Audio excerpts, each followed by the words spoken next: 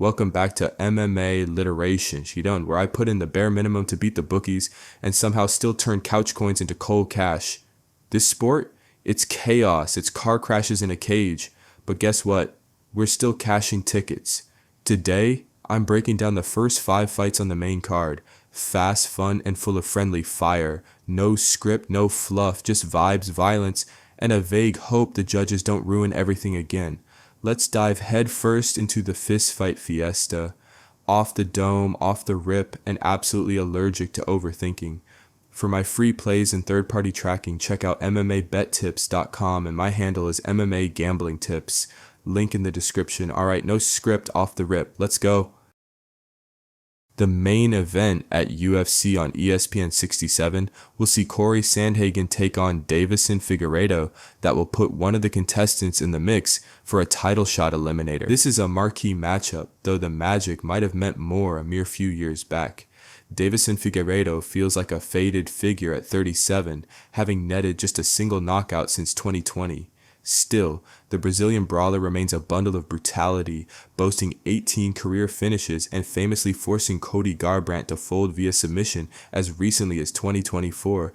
Despite doubts, his form is fairly formidable, his only recent failing a decision defeat to the precise and punishing Peter Yan. Beyond that bout, he's battled to a 3-1 record over his last 4 fights.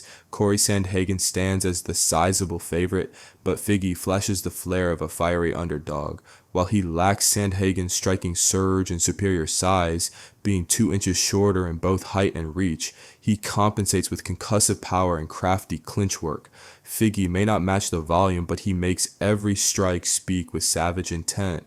Moreover, while Sandhagen's skills are sharp, his recent record reveals some rough rows, a middling 3-3 over his last 6 scraps, compared to Figueiredo's 4-2. Though not as decorated, Sandhagen has displayed dogged dominance. At 33, he's tallied 7 knockouts and has never tasted a TKO himself. Even in defeat, he stood strong with savages like Umar, Yan, and Dillashaw, staying stoic and standing strong without succumbing to a stoppage.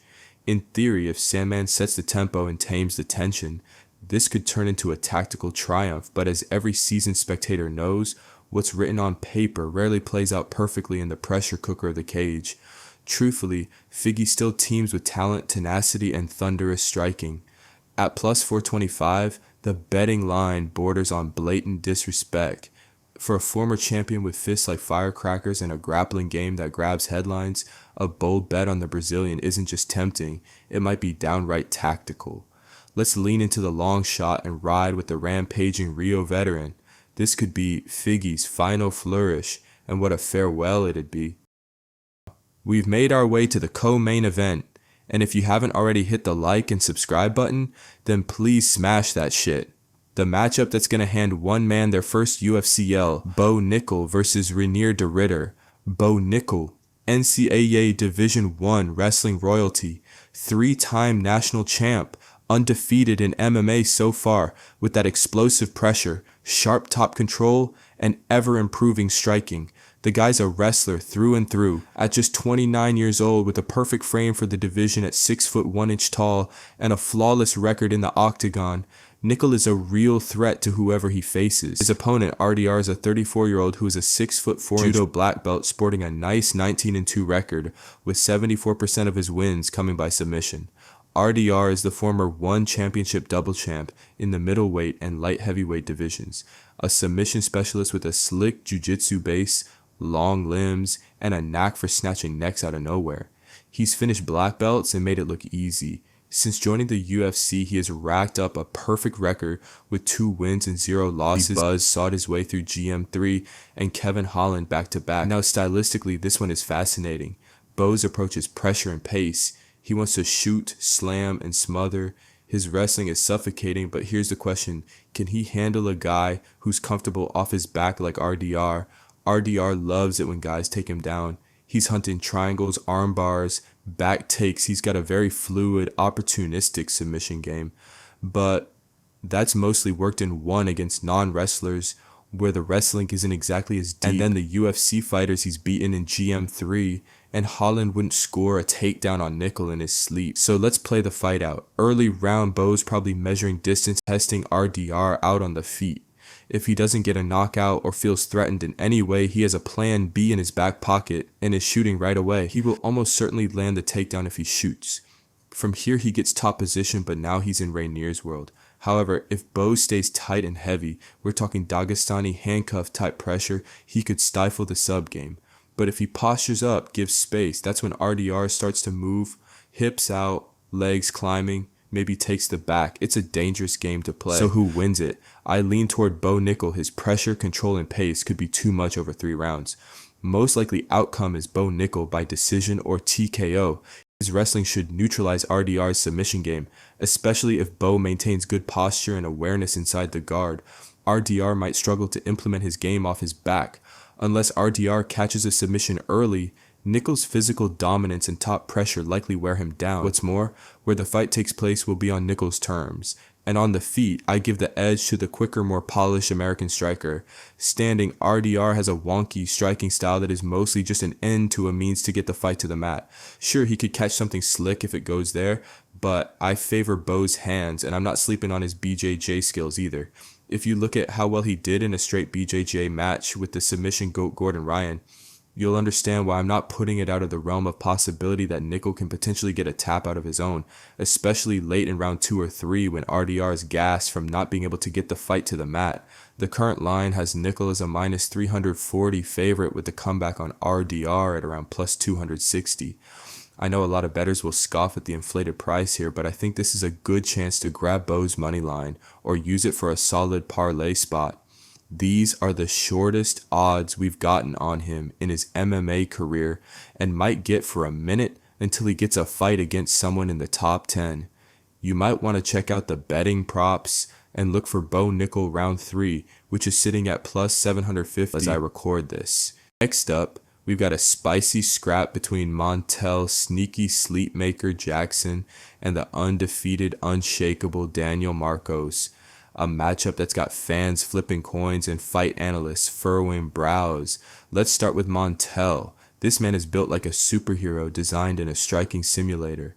Long limbs, lethal left hand, and that calm, cold-blooded composure that makes him look like he's sparring while everyone else is sprinting. He's riding a 5-fight heater, has 8 KOs on his record, and when he decides to actually throw with intent, well, just ask Damon Blackshear, who got deleted from consciousness with 1 clean crack. But here's the kicker. Montel is maddeningly mellow in the cage. He fights like he's late for brunch, but doesn't want to break a sweat getting there.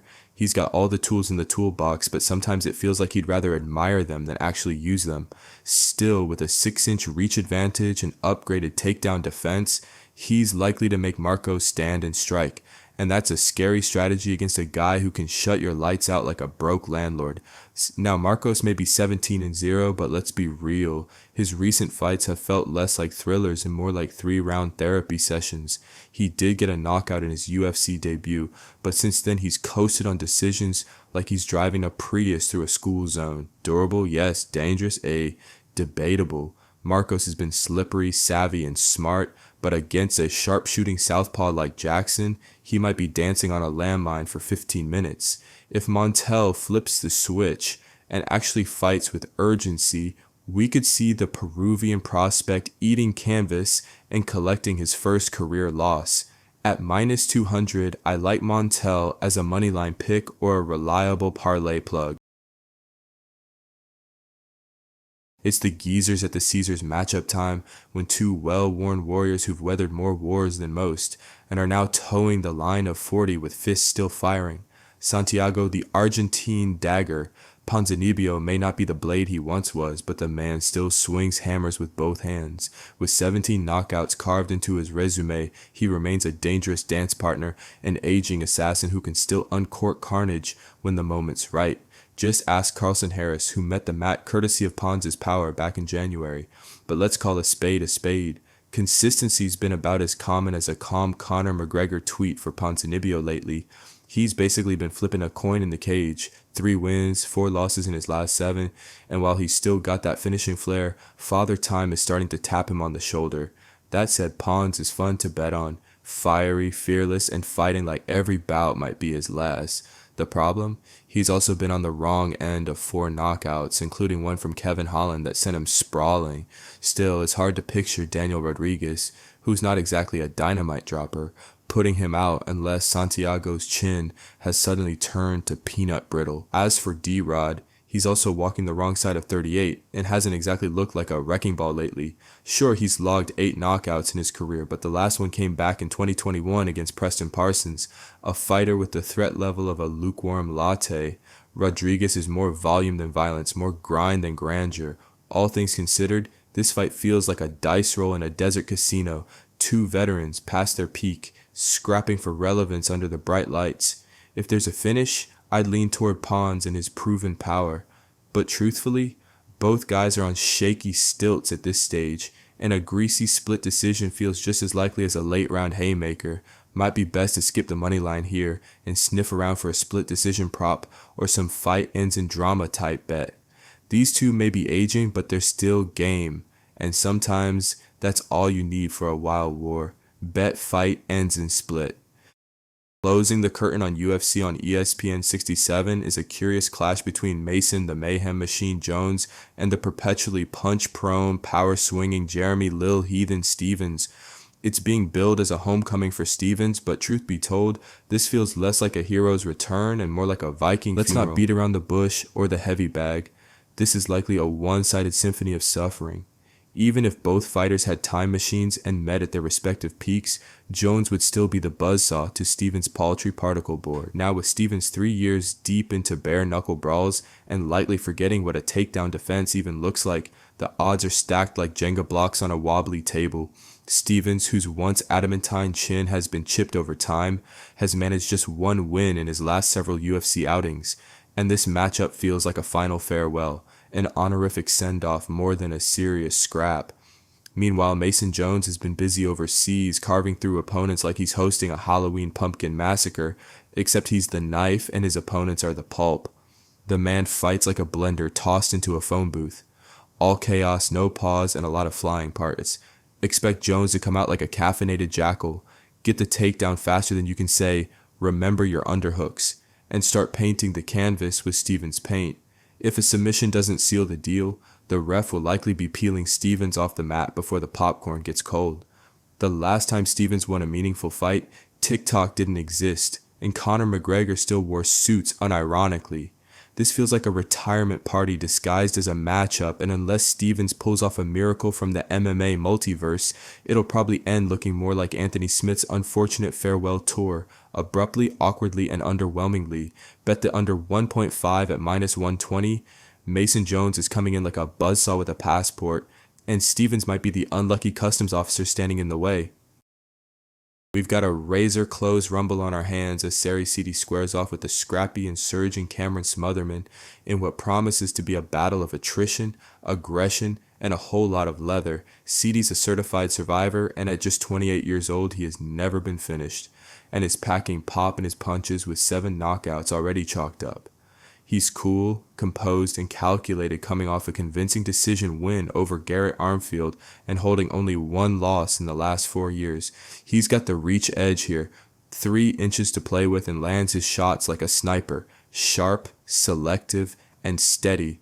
But don't count out Cameron the come-up Smotherman. He's a few years younger, fights with more fire, and brings a bulldog's bite to every brawl. He's had a couple chin checks in the past, 2 knockout losses on the record, but he's also put together 4 straight wins, rolling into this one with real momentum and a chip on his shoulder the size of a championship Smotherman belt. Hits hard, hunts with hunger, and has that gritty, grind-you-down style that's hard to deny. He may not be the more technical tactician, but he's the type of fighter who thrives in chaos, where every exchange feels like flipping a coin lit on fire. If City's trying to play chess, Smotherman's flipping the board and throwing elbows. This is going to be a phone booth fight, packed with punishment and pressure, but I've got a gut feeling Cameron claws this one out. He's durable, determined, and due for a breakout moment. Don't be shocked if it comes down to a split decision squeaker, but one that swings in Smotherman's favor. At dog odds, I'm calling him Cameron Coverman, because all he does is win for me. He's coming into his own, and the kid covered as a plus 450 dog last time out against the always tough Jake Hadley. This might be his coming out party, and why Seedy might just be the unlucky guest of honor.